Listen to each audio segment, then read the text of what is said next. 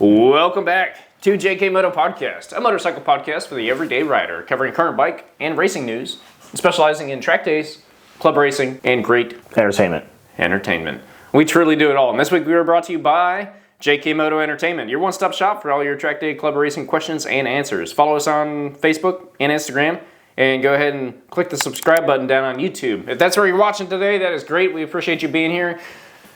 You don't have to stick around, but you do need to click the subscribe button before you leave, and the like, throw a like on the video. And then down in the description, you can find a link to our RSS feed, where you will find all of our podcast platforms that we are hosted on, and you can go listen on whatever you are, so you're not watching YouTube while driving down the road. So you can keep your eyes peeled for motorcycle riders near you. That was good. I think that was good. Off the dome, all brand new? Yeah. All right. Anyway, this week, as with most weeks, we'll be covering MotoGP. We'll be covering a little bit of... we're not going to do it. We had some technical difficulties last week, so unfortunately we filmed an entire podcast and there was no sound, because... The truth is, because I forgot to turn the microphone on. You got to put up clips of the podcast episode of us talking animated, but like there's no sound, and yeah, do a really poor dub over it. Like, there we go. Good afternoon. Just like us doing like, and you like, pat pat pat pat pat pat pat, or actually put like a real motorcycle noise over that, our fake motorcycle noises. Yeah, we're just that good. Yeah. So anyway, we missed you last week. Just for a quick little recap, we were in Spain? San Marino, Catalonia. Yeah, Spain. Catalonia. It was a great weekend. Marc didn't win. And that's about that. KTM had figured it out, I think we said many times. Yep, because they were 3rd and 4th for the race. And they were 4th and 5th and 6th for the sprint. So... that's Catalonia, kind of in a nutshell. Obviously, we talked a lot more about it last week, but due to technical difficulties, we don't have that with us at the moment. So, apologize for that. Truth is, this week, we're going to talk about the San Marino GP in Italy, home turf for a lot of riders out there. It's ironic because KTM, in fact, did not have it figured out this week. They did not. And we will get into that and much more right after the intro break. So, stick around for the intro break. We'll get into some MotoGP. My first track day, I got the pictures back, and I was like, I'm never doing that again.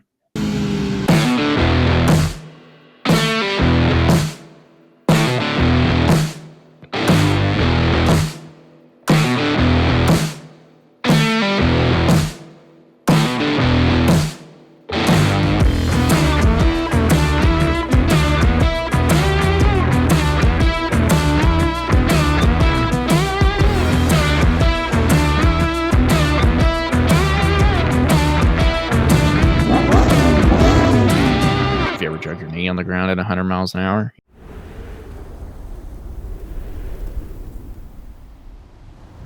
Well, welcome back. Hey, we're back from the break. Have you ever drug your knee on the ground at 100 miles an hour? If not, you should go do a track day near you, and maybe near me, and you can come see me at the track day, and I will say, hey, what's up? That's me. Yes, I do have a YouTube channel. It's always such an interesting experience. Hey, you're that guy from YouTube. Well, it's never that. It's all people will be like, hey, do you have a YouTube channel? Like, no. Looks like JKMoto flag from the camper. Yeah. You're standing in front of it, obviously. Yeah, like I'm not gonna talk any crap on anyone. Like, I get it. But I think one guy recognized me one day by my WD-40 hat, because he was like, I recognize you because that hat, man. You're the only person I've ever seen with a WD-40 hat. Hell I was yeah. like, yeah, it'd be cool if they sponsored me. Yeah, it would be cool if they sponsored you. Could you imagine like a WD-40 livery? Oh, that would go so hard. Oh, dude, I'd be all over it. I might reach out to him again. Like, do you do work in your own garage in any capacity? Please, WD-40 sponsor me. Right. I've got WD-40 products. I got 2 tubs of stuff back there. That's what I'm saying. They sell motorcycle stuff, like chain lube and all that, in Europe. Well, not over here. I don't know. I'm assuming there's some EPA / FDA something or other. You can't eat WD-40, so the FDA said no. Just ban it in California. Keep pushing everywhere else. Yeah, that's what I'm saying. I don't know. And so, like, I found a little bit more info on that. Because I reached out to them for a sponsorship, and was hoping. Oh, is it time? Might be. Hang on. Let me pre-pop like you did. There we go. You're taking a while there. I was like, I'm drinking this. Not sponsored. But we could be. Just gotta get real cool real quick. I think that's a little bigger than WD-40. And by a little, we mean like a lot. Well, maybe if we only got, like if we got Monster to break off with White Monster, Yeah. have its own brand of just White Monster. And then we get sponsored by White Monster. Yeah. We have to stop drinking the occasional Red Bull product, so. Yeah, that is the nice thing about being not sponsored, is we can do whatever we want. I always love when they have the bottles and it's just branded with whatever the sponsorship is.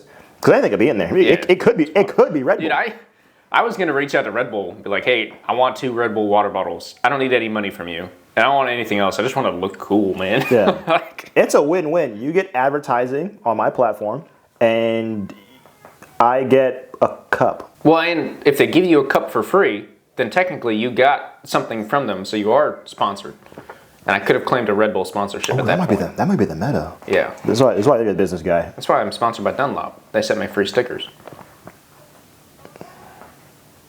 Speaking of it, I gotta get a new set for Nate. Speaking of that, I'm not actually sponsored by Dunlop. I ran Pirellis this year. I'm not held down by any brand, which I kind of do on purpose, because how could I review things if I was stuck to one brand? Anyway, we're here for MotoGP and other things. We love talking about other stuff. We need to do a non-MotoGP episode one of these days. We'll probably get there. I think once the season comes to a close, which it is nearing ever closer, we'll do a couple episodes that are back to the good stuff of just we gotta track do a podcast on like bike maintenance and stuff you can do on your own, and then stuff that like I don't know. There's just more stuff to do. Cause I've seen some of your videos on your channel, like the stuff you can do to track prep, but there's like some more stuff you can do. Maybe like make one of those videos like long form, just 2 guys talking about stuff. Yeah, And the different levels of experience of what you can do. Because I've been doing more stuff than I used to, but I'm still doing less stuff than you do. All right. Yeah, that's an interesting topic though, because I had a guy at work came up to me. He's like, hey, I don't even know how it started, but he asked me something about bikes. So I was like, yeah, I ride, and someone else kind of laughed, and he's like, why are you laughing? Like, I was like, this dude builds bikes. I was like, whoa, I don't build bikes. He's like, okay, yeah, you don't build them, but like you'll take people's bikes and do a bunch of work on them and put them back together and whatnot. And mentioned I have a whole YouTube channel. To the average person, that is building bikes. Yeah, I guess. But the original guy says, oh, man, could I come over sometime and just kind of hang out with you and learn? Like, I want to learn how to work on my bike. And I was like, do you know how to spin a wrench? He said, yeah. I was like, then you know how to work on your bike. Yeah, but there's like a gap. Cause I'll say this: when I first met you, when you first did work on my bikes, the stuff that I asked you to do on my bikes, nowadays I would just do that myself. Mm-hmm. But at the time, it felt like this like high like ledge to climb. But it really is as simple as like getting a wrench, popping open like a couple YouTube videos, and just trial and error. And you might crack a few fairings or like strip a few bolts if you don't know what you're doing. But if you watch a couple of YouTube videos, you can figure it out. Start with like changing fairings, maybe like an oil change, something simple like that, and then like engine covers. I think what gets me is that people will ask the question, how do I do work on my bike? Or what work, like people will get a motorcycle with the assumption that they're gonna learn how to work on motorcycles by having a motorcycle, and then proceed to do their own oil change and think that, like, I think there's this misconception that because bikes require average maintenance, I'm gonna put average maintenance out there, they require it more often, so you learn how to work on stuff better. And it's relatively true, and working on a bike is very easy, but I would say that to do an oil change properly on a bike, technically you need a stand because the bike should be level, right? That is true. Stands do make it nice. Yep, and then you need something to catch the oil. You're gonna need a funnel to put oil back in with, and you're gonna need one wrench to get the oil drain plug out, and that's it. Because the cap is hand tight.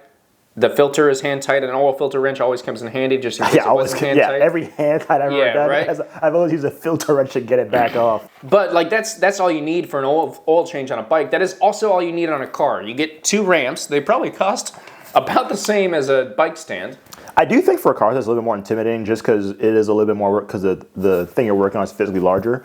Especially if you're low to the ground, like you need like a stand to get under it. Yeah. And at that point, for some people, it is more convenient to just take it's like a Jiffy Lube or some similar establishment. I think that's the truth, is that it's always more convenient because there are so many. But for your bike, you just put on some stands, pull like the fairings out of the way from the drain plug, or different bikes are different, but for the most part, usually you move a fairing or not, depending on what kind of bike you have. Yeah. Like you're saying, drain plug, oil filter, pretty straightforward. But if you've never done it before, even that can seem like a big hurdle at the time. But once you do it, it's like, oh no, I could do this, and you get more comfortable doing that. Then after a while, you start doing more and more maintenance on your bike. As long as you're not doing like heavy duty, intrusive engine work, I think most, like any kind of weird teardown, like even you still do stuff I still would not do. Like I wouldn't do that. But I think with... That's just taking fairings off. I do think with... Well, you're going to do a little bit more than that. You're not done yet. Okay, yeah, sure. I do think with enough like YouTube videos, you can do most of the bike work that's not like heavy duty, intrusive like engine work or suspension work if you're not like a suspension guy. And if you're a suspension guy, you're probably at that point, if you're a suspension guy, you're deep in the weeds. Yeah, if you do suspension and or internal engine work, you're deep in the weeds. You're done so. You got it. Yeah. Congrats, you made it. Yeah. I don't know. It kind of gets me. A lot of people get bikes because they think they're going to do more maintenance and they're going to learn how to work on stuff. And then the maintenance we're talking about doing so often is like oil changes, which to me are not that hard on any vehicle. I think that people don't do them on cars because there is just that convenience of I can drive right up the road and get it done. And then chain maintenance. You mean when you say chain maintenance, you mean like swapping chains? Or you mean like lubing chains? Lubing chains. I think that's part of like your It's not cleaning even your bike. yeah, like that don't. You're not working on anything. You put the bike on a stand, spin the wheel, and spray it. Like that's not. So that's what kind of gets me. That in this guy at work, he says, "Can I come over and kind of learn?" I was like, "You're welcome to come over and hang out. I don't know what you're gonna learn. Also, it's not like I say this as I look and I have two different people's bikes in my garage that I'm actively working on, but I'm not constantly doing something out here on the bikes, right? It's not like that's. Okay, maybe it's all I do. Anyway, before... Become self-aware. Yeah, I was like, oh. Well, I started thinking about it. I was like, as soon as I get back from Texas, I got to pull that thing apart and do a valve job on it. See, that I wouldn't do a valve job. That I would get somebody else to do for me. But like when it comes... And that entire just because you have like the thing for the wheel. Let me tell you, you got to get yourself a climber manual. As soon as you do that, you can do anything.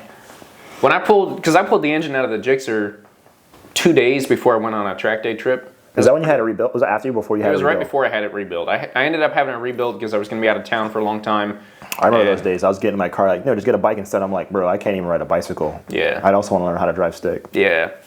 Isn't it funny how it's come full circle? Yeah, it was, dude, what a time. But, yes, I pulled that engine out, replaced all the gaskets on the bottom end, and put it back in a day and a half. Yeah, I'd probably still have somebody do that for me. That's pretty easy.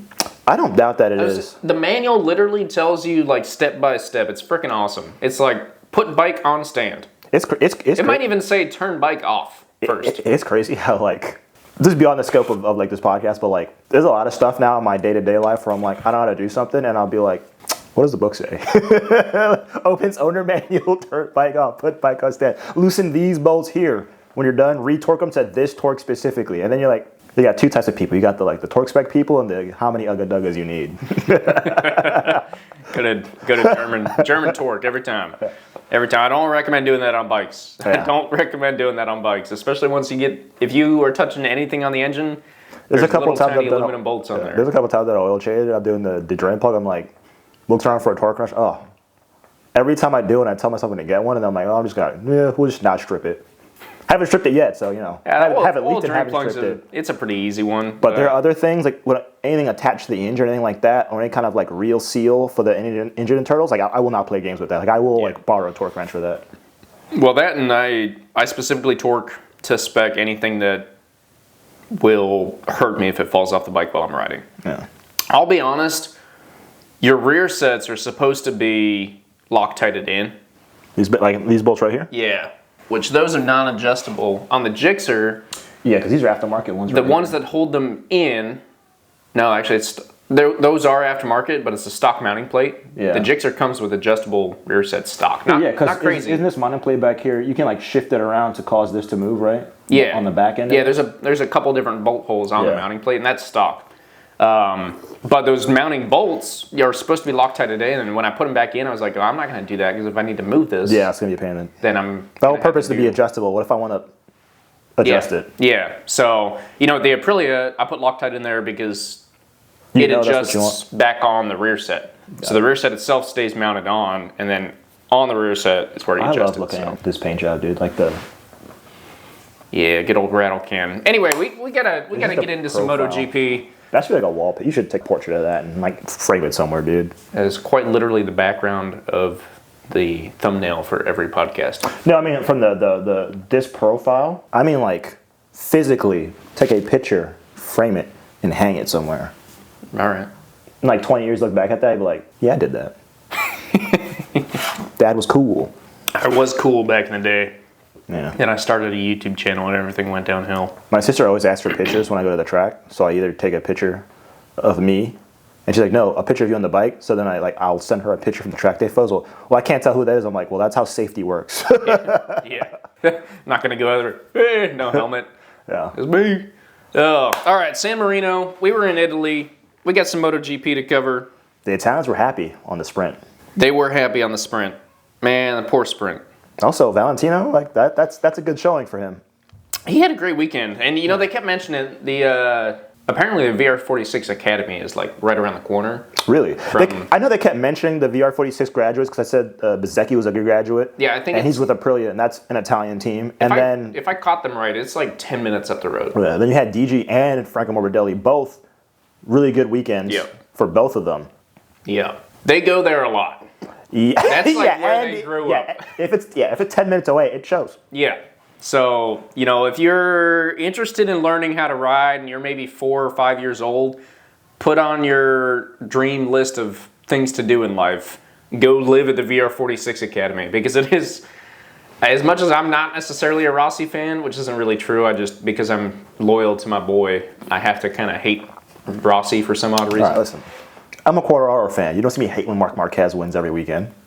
Yeah, well, Quartararo and Marc don't have beef. That's fair. Yeah, this is like some of the only actual beef in MotoGP. It's so funny because all that like beef and all that lore was before I got into the sport, so I just know that it exists, but I don't know how deep that bad blood runs.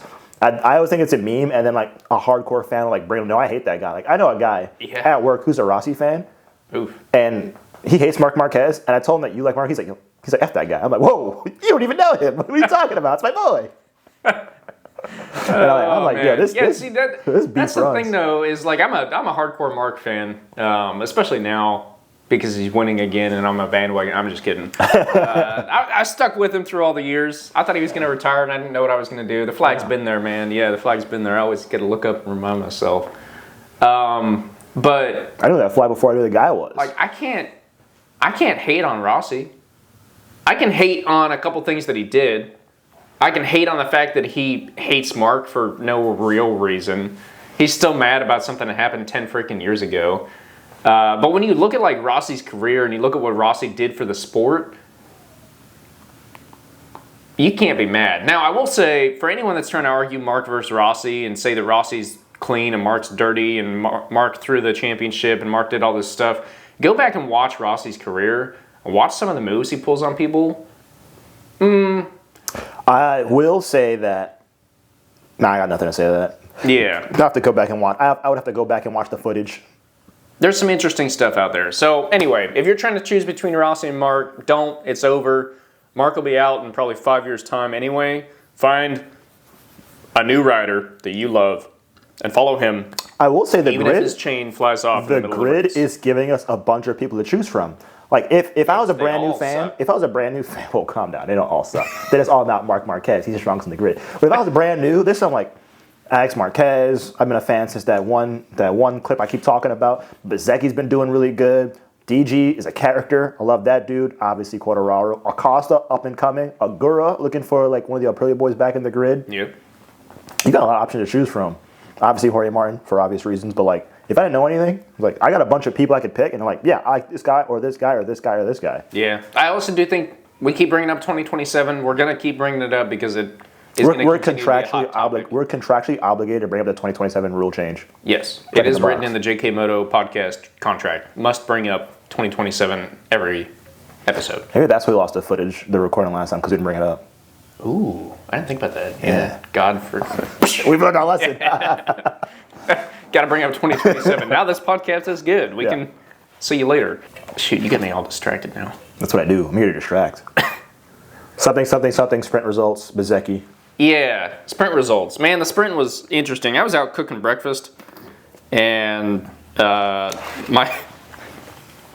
wife pops out. She's like, Marc crashed. I'm like, what? No, he didn't. She's like, yeah, he did. come in, you can catch the replay. So I pop over, sure enough.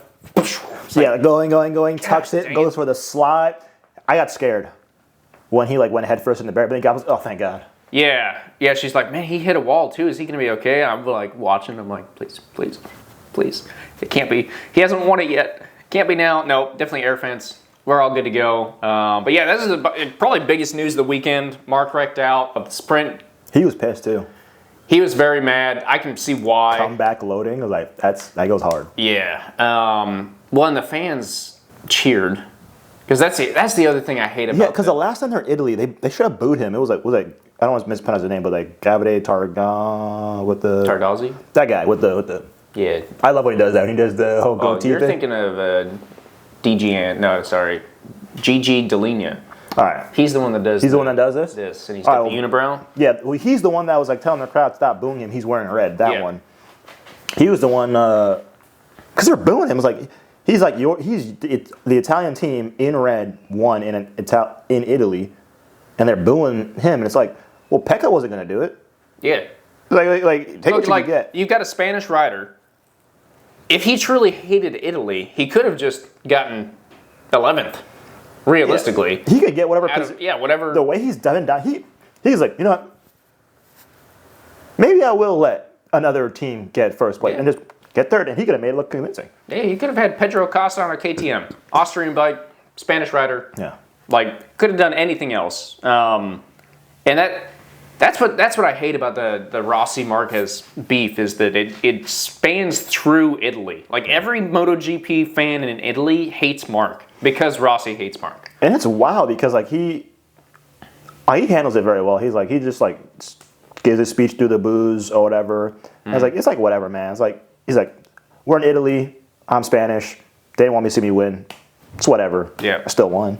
But the fact that they cheered him wrecking out yesterday or 2 days ago in the sprint, man, I don't know. It was nuts. But news beyond that. I never want to see a rider go down. It's always exciting when it happens, as long as they don't get hurt. If they get hurt, then it's like, well, that's not what I wanted to see, right? But like when you see them pushing really like riding on the ragged edge, and sometimes they just don't make it. It's like they wash out. I was like, damn, he was riding the wheels off that thing, like actually. Yeah. Oh yeah. Yeah, and whenever Marc has a wreck these days, I do think that Pecco has a little bit of merit with the front end of the Ducati being not perfect.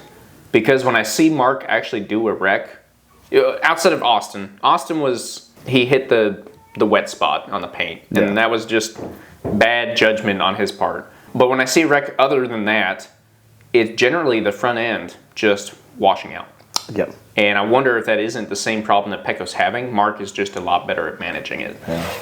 And Pecco will tell you that he's running slower this year, and even Marc is running slower this year than Pecco did last year, so he thinks that he's still the greatest, which, whatever. If he just won, we'd believe that, but he didn't. Yeah, but what I could see is that this bike is not as good. Marc is good enough to do well on it and to make up for the shortcomings. Which is unfortunate, because even if that is true, I'm not saying it is or it isn't true, but even if that is true, like just the optics of how it looks right now, it just makes him look like he's being whiny. Yeah. Which is wild because he's still a world-class talent. Yeah. On a great machine. It's just the fact that Marc is there, like doing the results that he's doing. Because if he had say he still had Bastianini and they're both running like P6, P7 all season, everybody would be like, the bike is bad. But because they have Marc Marquez, it's like one of the craziest things about motorsport, like just the raw talent you could have on the rider versus the machine you could have in the bike. And if their riding styles don't line up or if they're not adapting to each other, like just how wild the end product of a result could be. Because like I said, if he still had a Bastianini and they're doing like not hot, they blame the bike all day, every day. But because Marc is out there streaking P1s everywhere, everyone's looking at Pecco, I was like, yeah, Pecco, what's good, man? What's good, man? Yeah. No, that's true, and it's sad to say because I was actually coming around to Pecco last year, and I called him the robot. I was never a big Pecco fan because of the way he rode and because of his attitude of sorts. Last year when he lost the championship and he told the cameras like, "This is Jorge's time. Go give it to him." He just won. I gained a lot of respect there in that moment, and then I started thinking back to when he and Quartararo were going real hard. The day that Quartararo won, the first person to come congratulate him was Pecco. And Pecco was out there riding his heart out, right? And then Quartararo won the championship, and Pecco came up and was super, same attitude of like, no, this is yours. You won. It's all good. I'm good. And I started to kind of gain that respect for him. And then this year is just, like, I'm not trying to be rude or nothing, but I lost it. Because he just hasn't done anything. And he makes me feel like he has to have the bike perfect for him or he cannot ride. Unfortunately, beginning of the year, he was at least like fighting for podium. Now he's not even doing that, which is like, it seems like he's like actually progressively doing worse as the season progresses, which is like never what you want to see. Absolutely not. Especially not from like a 2-time champion. So it just sucks to see. But yeah, like we've had I do think like maybe he's in his head a little bit, but I don't think he suddenly got just bad. I don't know. I think there's a lot going on there. And unfortunately, Ducati's kind of called him out on it too.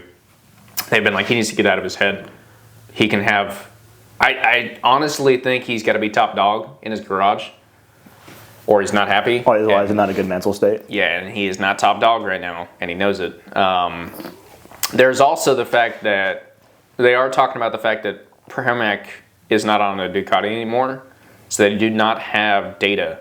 The only data that Bagnaia can have and use is Marquez and DG. Yeah, because he only won on the VR46 2025 one. 2025 Ducati in the VR46 stable, garage, team, paddock, words, those. Yeah. Pick one. But apparently in years previous, Pecco was huge on using all the data from everyone else to get his bike set up right for the weekend. Which is something that, like, yes, Ducati should give their top guy all of this data. I will say this. Use all the advantage you can get to do better. Mm-hmm. So if you're authorized to have all that data through the contracts or like you giving your bikes out, absolutely use it. It's unfortunate he doesn't have as much data this time, but if that's a reason, but it is what it is, man. He's got to do with what he's got. Yeah, apparently isn't a whole lot. Well, and the hard part is that when you're looking at the data available, you have really Marc and DG, and apparently to Pecco, Marc's data is useless because Marc is riding the bike perfectly fine, and also Marc has such a different way of riding that no one can copy. Apparently, yes, the GOAT is the GOAT. Yeah, it is worthless. Listen to DG. Yeah. Well, if your riding style is completely different, it's like how much that data can you really use? Yeah. That's what's going on with Marc. Apparently, and I've heard this before, but apparently it's becoming even more apparent this year. There are certain things that Marc does on the racetrack that no one else can emulate. And, as a Marc fan, I have trouble saying that because I don't want people thinking like, oh yeah, you're just a Marc fan that's going to say whatever he can to make him sound good. But it's come out from everyone across the world. And like to include, Davide Tardazzi, you talk about that guy. He saw Marc do things and was like, he's always been after Marc. He's always wanted him. And Gigi Dall'Igna is the same way. Gigi Dall'Igna built a bike. He's always wanted Marc because they've seen him beat them over and over and over again for years. And now he's finally on their team. And what do you know? He's doing great. Now he's beating everybody else. Like everyone was like, oh, this is a big gamble. And Ducati's like, yeah, we'll see. And, well, turns out when he has the best bike. We're seeing. Best rider, best bike. Yeah. Turns out that's usually a good combination, like a really good combination. Yeah, absolutely. Super easy. So that's that story.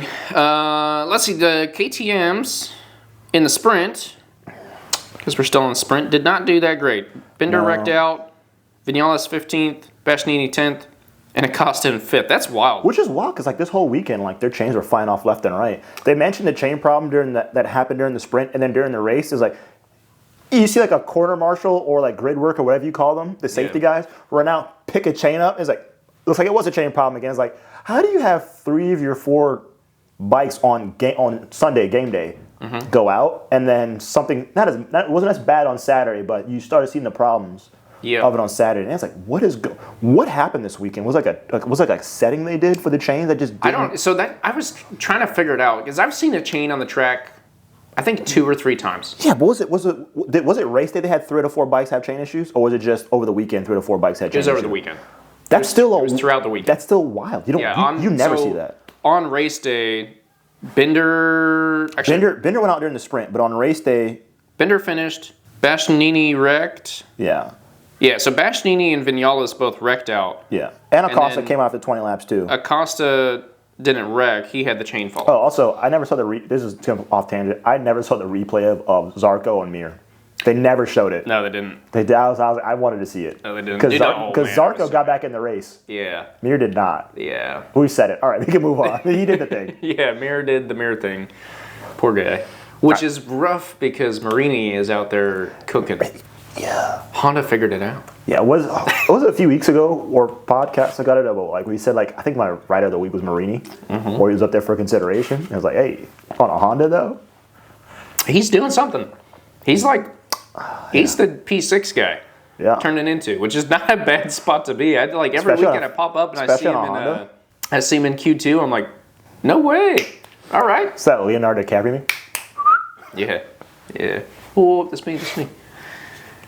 Oh man. But yeah, the chain thing, I don't know what was going on.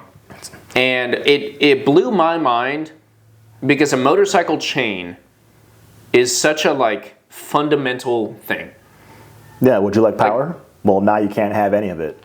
Well, that and like when you first get a bike, if you have a bike with a chain maintenance. Like people will preach chain maintenance to you. Yeah, but I don't think it's just chain maintenance. No, but I'm just saying like that's how rudimentary a chain on a motorcycle is. And so to have an issue with your chain in the top, like I understand these are prototype bikes. I could see aero flying off randomly. Like was it Bez aero came off game right? day? Like this piece of aero is not actually attached very well. Sorry everyone, we didn't figure that part out. I could see some engine failure because we were trying this new trick this year.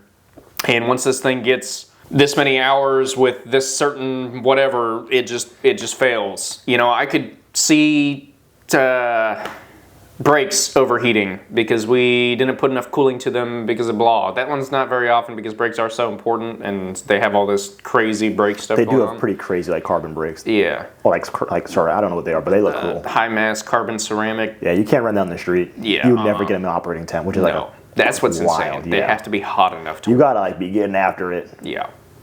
But the chain to me is just so basic. Yeah. That how does a MotoGP team mess something up to get a chain to fly off? The crazy thing is that that in and of itself would be wild. 1 off, 2 odd, 3 is like. Yo, what? It's like what are we doing? What's going on here? I'm wondering if maybe they got a new chain rivet guy. That's what I'm saying. Like it's odd that it happened on the same team, running the same spec bike 3 times over the course of just the race weekend. Yeah, in the same weekend. Yeah. Yeah, I don't know. But that's KTM. They have unfigured it out. Yeah. Unfortunately. I mean, Acosta's still accosting when he is up there, but his chain has to hold. Oh, he was so mad. His chain has to hold, but if his chain is holding, mad. Man, some of that race. Granted, when he was passing my boy, I was like, less than thrilled, but it was still pretty cool to watch the racing. Yeah. He had to get his get back after last week when Bastianini came up on the inside and outbroke him. Mm-hmm. That was cool. Mm-hmm. That was a great weekend last weekend for KTM. That was great. Some good racing. They're balancing it out. Yeah. that's what happened here. Yeah. Alligator did pretty good too. Alligator had a great weekend. Every time I see Alligator, I just wish Agura did better. Alligator and Alex were freaking me out because they were in white again on Sunday. Yeah, but not on Saturday. Yeah. But this time I knew what the livery looks like, and I started during the warm-up lap, so I saw. Yeah. If I started that during the race, I'd have been like. It wigs me out because while I'm watching it, I forget that's the Italian livery for that. Yeah, that's them, and so I'll be like, man, where is Alex? I only remembered this time because I saw it. I think was it the last time they were in Italy? Yeah. I remembered it from being confused last time. I was like, oh, no, I know who that is. Yeah. I agree. Once I saw it, and like every time I would re-see them, I'd recognize it. But I will say also, if you're watching the race this weekend and you're not a Marco Bezzecchi fan, you did not have the best race to watch because they were right there with each other the whole time. The whole race. So they got all the camera action, which was crazy because awesome. you watch the group, like the 1, 2, 3, 4 break away from everybody else. And then you watch like the 1, 2, 3 start to break away from 4 as like Quartararo started falling further and further back. Yeah. And he started getting past. And then like the 1, 2 broke off from like the 3, 4, 5. It was crazy. It was nuts. So like, I think P4 is like alone. What's crazy is it was like 1, 2, and then 3, and then like 4, and then another gap. It was like wow. We had a 27 lap race. And on lap like 20, Mark sets fastest lap of the race. Yeah, and everyone's like, whoa! And then Bez answers right back. Next lap, he's like, yeah, I'll do you one better. Drops it another few tenths. We're like, it makes me think of like the whole pitboard psychology we were talking about beforehand. It's like It's like Marc or Bezzecchi, like point whatever behind. Yeah. He's like, all right, I'll sauce up this next lap. Marc or Bezzecchi, point the same behind. You're like, what? All right, I'll do it again. Marc, Bezzecchi, still point behind. Yeah. And they're just trading like lap for lap. Well, if you get like 0.5, it's like, all right, I established a gap. I'm going to maintain this fast pace. And it's like, gap went down. It's like, what are you doing back and there? I think that's like how the fast lap just kept getting traded because they were moving. Oh yeah, absolutely. But yeah, man, they were. Oh. And the crazy thing is, you know that the tires are degrading the entire lap. You know the tires are degrading. Mm-hmm. And they're dropping heater. It's like past lap 20, they start dropping these heaters. They never slowed down. They didn't. They never slowed down because Bezzecchi, like Marc was hanging out behind him. And Marc was looking like he was about to make a move. But then Bez made that mistake and went a little wide. And Marc was like, thank you very much. And it looked like he was about to do that thing when he installed the gap. Yeah. And it sent it, and Bez was like, no, Bez maintained the pace behind him. Yeah. When he came around, I'll be honest, they were like, Marc made the pass, they did a couple replays of it, they talked about it, then they started looking at other people for a second.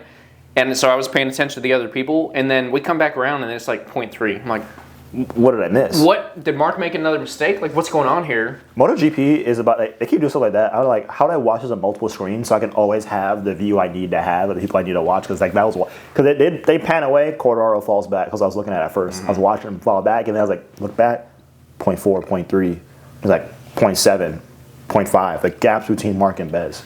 It was insane. Bez literally never gave it up to Marc. DG and Franco were like fighting and battling to pass each other, and then it'd be like, go back to Bez and Marc, and it's like same gap. Yep. But one of them has the new fastest lap. Yeah. Well, that's what was crazy is that Marc set the final fastest lap of the race, I think on lap 25. And on lap 26, Bezzecchi came around, not with the fastest lap of the race, but still with a wickedly fast lap. Like these, oh man. Dude, it was great racing. And unfortunately, there wasn't a whole bunch of like battling back and forth, but that's also like the time period we are in with MotoGP right now, is passing is so difficult. So that's kind of the action that you get now, is this trading fastest laps of the race. But to do that on 25 lap old tires. You see Marc had to like put the cooling jacket on under his suit before they started the interview. They were working out there. Oh yeah. Oh yeah. And like Beth is like, I'm sorry I disappointed the fans, you know, I wanted to bring this one home, but like Marc was just that fast on the grid. I'm just happy I was able to even keep up with him, do battles with him. I was like, no bro, you did fantastic. Like you did more than anybody thought. Because like I thought once Marc passed him from that mistake, look at the it was gap about to be like the beginning of the year. Look at the gap between Alex and everyone behind him, which was what, 6 seconds or something? It's like +7, +10. So yeah, Alex, plus about 10 seconds from Alex to Franco. Yeah. So plus 10. So Alex was 10 seconds above. And they were still 7.7? Yeah. 8, the better part of 8 seconds behind Marc and Bez. Yeah. So you take Alex out of the race. They were cooking, bro. Marc and Bezzecchi were 18 seconds up. That's dang near a second every lap. Like, they were moving and grooving. For the entirety of the race. It was intense, insane, absolutely amazing. I enjoyed it a lot. And, you know, some of these races, because of the sprint now, I have trouble with some of the races because they seem too long and there's no action. Because the sprint's like 15 laps. And yeah, the sprint's, like dude, yesterday or Saturday I was watching sprint and it was over in like 20 minutes. And I was like, oh, yeah. So I do like the sprints because it's like a little treat. Yeah. If I have the time off from work, like I'm not working that weekend or whatever, and like I have the day off, it's like a little treat. And then if I am working, it's like, well, I can watch this and not like mess my whole sleep schedule thing up. So I do enjoy the sprints. Oh, I enjoy them.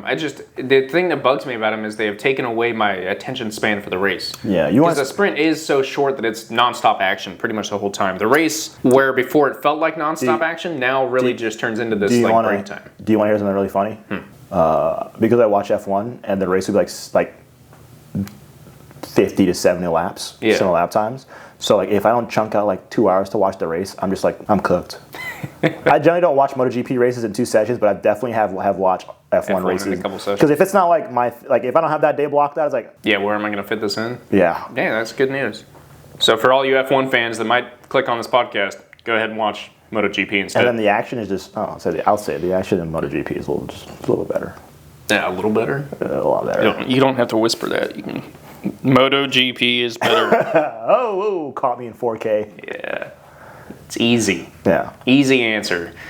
Let's see. So we ended the weekend with Marc at 512 points, Alex at 330. Get this, Bagnaia at 237. They were saying it's mathematically impossible to get the championship, but I don't think anybody was thinking that he was going to get the championship at this point. No. The question is, can he get third? And I'm gonna be real with you. He's gonna have to fight for that third. The way he's been performing, so I'm like Bez. That's what I'm saying. Wait, Yeah. Bez. I've been saying it for a minute now, but I'm gonna look at the standings. Bez is only 8 points behind. How do I pull up the standings? Am I being a silly little goose? Right next to results. It's a slide. No, just click it. That's it. You're not on it. Oh, that's weird. Your phone sucks. Yeah, I don't know what that is. Here you go. That's what I'm talking about. Bez is gonna take that. Bez is 8 points behind. And if he's not careful, Acosta's gonna take it too. Acosta? Nah. You don't think it'll be Bagnaia 5? No, I don't think Acosta will be consistent enough with how many rounds are left. He could do it if Pecco wrecked out every weekend from here on out. I don't think so. I think Pecco's going to find something and be back up in the top. Pecco's gonna lock in At the end. Get back on. That's my guess. Because it was one thing when they were fighting for. He wasn't number one, but he's fighting for the podium 3 and 4 and 2. It's like Ducati would love that, right? But now it's like Marc's bringing home all the points, and Pecco's just like guest feature, and it's like, well, Ducati doesn't like that. Yeah. Granted, they're still in such a dominant lead for the constructors, just because like they have so many bikes in the grid, and because Marc was like bringing like so many points. Yeah. But like the fact that Pecco was like was like almost a net negative toward the halfway through the season is like, bro, are we getting more points from like other teams for our constructors? Yeah, I don't know. Poor Pecco. He also wrecked out on Sunday in Italy on an Italian bike with an Italian flag by his name. Yep. Who are we booing here? Right? Like, man, I don't know what to do. I think it's more of like they wanted Bez to get that, which, I get it. Yeah, I don't know. Bez threw up an awesome race. He's a VR46 guy. The commentator said it best. He has meshed with that Aprilia, and Aprilia has given him a good package. Where was he last year? On a VR46 bike. A VR46 bike. Yeah. So, I'm kind of excited for next year. I know this is his first year with Aprilia, and I'm like, man, he's like, for a first year deal with Aprilia, Aprilia's like, hey, yo. Yeah. We got it right. It's I'm always excited risky for next year because I think that Aprilia is going to continue to make some progress. Yeah. Unfortunately, Aprilia is never good off the bat. It always takes them to the summer break. But I'm hoping Bezzecchi is a good rider. Jorge will be back. I think Aprilia will be nice and big next year. Horseman finishing, which is more than we can like. That's all I can ask for. Yeah. And then he's finishing within the point sometimes. Yeah. Jorge's doing all right. I hope that he comes back next year with a vengeance. Yeah. I think he's just taking it easy because he can't afford any more injuries because, like, man, he's got to finish the season. Yeah. I think next year will be great. I also think that Ducati is actually going to end up taking a step backward on their bike. Well, they already have. They just have Marc Marquez. Yeah, I think it is what the prevailing. One of the theories I think it's going to be a little more relevant next year, a little more obvious. It's going to be wild. It might be like that time when like Casey Stone was crushing on Ducati, and then he left, and then other people on the Ducati, and then it was like, I can't ride this. And Ducati was like, what do you mean? Casey rode it. He's like, yeah, but I'm not Casey. And everyone's like, this might be a problem. That's how Marc was with the Honda. That's what I'm saying. Whenever Marc leaves, Ducati might be in that position. A lot of people were blaming Marc for the Honda being so bad. They're like, Marc made it this way. Marc and Honda had this thing figured out, but no one else rides like Marc. So if you build a bike around Marc, it's not going to work for any other rider. Well, what do you do? Do you just not win? Yeah. Is that what you do? You just not win? What do you want to do? You're telling me from 2013 to 2019, you had the best bike and rider on the grid, and everyone wanted to be on a Repsol because of how amazing it was? You're going to ask them to not do that simply because no one else can ride your bike? There's a similar problem happening in F1 with the Red Bull team. Like the 4-time world champion is riding in the Red Bull, but every time he gets like a teammate, they do like terrible. I mean, like fighting for P10 out of 20. Sheesh. Whereas he'll win races, and then he's gone through like 4 teammates in the last like 6 years. Interesting. Because like the way he wants the car is so not conducive to everyone else's driving style. Yeah. But what do? He's a 4-time world champion. Clearly, it's a good combination package for him. And if you run the risk of like not doing that, and now he's not competitive, and it's not like somebody in P like 10 is suddenly going to do like that much better. They're not going to be on the podium just because you changed the car. Yeah. So like, what do you do as a team manager? It's like, well, we can get a 5th constructors or a 5th drivers championship, or we could not get anything, but have a more well-rounded car. It's like, what do you do? It's obvious. You do the thing that makes you the most money, which is win. Yeah, exactly. It's too simple. Yeah. So, I don't know. We'll see what happens next year. We do have a camera about to overheat or die. Overheat. Hey, but it is recording audio. That's more we can ask for. It's recording the audio, which is great. That's all we want. We gotta talk about a little bit of fantasy real quick, and then we'll wrap up with the rider of the weekend. And our fantasy winner for this week, I don't even need a drum roll. I put a boost on, and I was really pissed on Saturday, but looks like my boost did still come through because I did take the most points for the week. Did you? Yep. 100. Oh no, latest GP 187. 187. Ooh. So I was, like I said, I was mad on Saturday because I boosted Mark, and on Saturday Mark wrecked out, and I was like, no, my boost. It is nice when like both of them finish. It's pretty nice. Yep. So anyway, yeah, I took a 187, followed by looks like Lovers Riders in fourth, got a 180.5, and then JKMoto down in third. Got 166.5. So hey, make sure you contact JKMoto Entertainment for your weekly. I will. Prize. I will reach out to JKMoto Entertainment for my weekly point-winning prize. Rider of the weekend. That finishes up fantasy. If you're not following our fantasy team, go check it out. Link will be down in the description for the fantasy code. It's not too late to join, I don't think. I think I've been alluding to all podcasts, but it's Bezzecchi. Okay. All right. It was going to be him or Acosta, and you know. He almost had it 2 days in a row, and that battle we're seeing with Mark, he's the only person I think so far, well, he's one of the few people we've seen this year who when Mark passes them, he doesn't just like put like a 2-second gap on. Yeah. They were trading lap for lap. They're going lap for lap in the last quarter of I the was GP. worried. I'm a Mark fan. I was afraid one of them was going to wreck out because every time they push that hard and they go lap for lap that late in the race, someone tucks it or sends it. Yeah. And they go into the gravel trap. So like I was. Yeah, like I said, it was exciting, and it wasn't even just the last 2 laps. It was the whole time. Yeah. So because you were waiting for Mark to pass Bez, then he did, and then you're like, I literally like sat back on the couch. I was ready to just call it over, call it good. I'll just kind of keep an eye on it, and then like 0.3. Then Bez didn't go away. He stayed. He was on that rear tire. Absolutely nuts. I wish I could argue with you for Rider of the Weekend. I cannot. Yeah. I was going to give it to DG or someone else, and then I was just looking at it. If and DG had gone both weekends in a row, I might have said DG because I love just seeing DG up on podium. Yeah. But Franco Morbidelli had it on game day. DG had it for sprint day. Yep. So. But it is nice still seeing them do 4 and 5 for both. Or, yeah, the VR46 Academy boys showed up for sure. Yeah. Outside of Pecco. Weird. Yeah, if you just don't look at that, it's really good.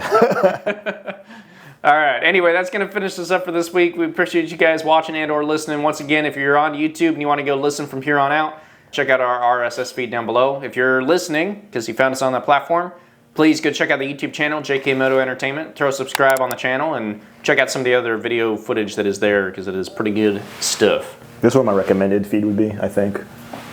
Yeah. Subscribe, but also like. Oh, you're in the screen? What if we had 3D screens? Maybe trippy. It'd be wild. Could you imagine, like, you just see the board, like, well, I guess I'm stuck here now. Yeah. Anyway, that'll finish this up. And, yeah, we'll see you guys in 2 weeks for Japan and maybe, probably not, but maybe a new world champion. I wouldn't say new. I'd say re-picking up his title. A returning world.